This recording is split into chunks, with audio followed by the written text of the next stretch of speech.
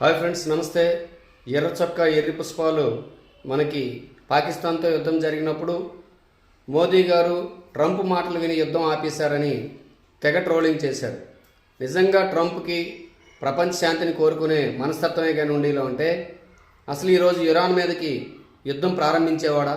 ఈరోజు ప్రపంచ దేశాలు ఇన్ని ఇబ్బందులు పడి ఉండేవా? అలాగే రష్యా ఉక్రెయిన్ యుద్ధం కూడా ఇన్నాళ్ళు సాగడానికి కారణం అమెరికా మరియు యూరోపియన్ కంట్రీస్ సపోర్టే.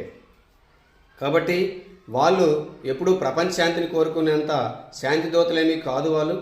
అందులోని ట్రంప్ రోజుకొక మాట్లాడేటటువంటి ఈ కంపు మనస్తత్వం ఉన్నటువంటి ఈ ట్రంప్ మాటలు విని ఇక్కడ మనకి ఎర్ర చొక్కా ఎర్రి పుష్పాలు మోదీని ట్రోలింగ్ చేయడం అనేది ఎంతవరకు సమంజసం కాదు.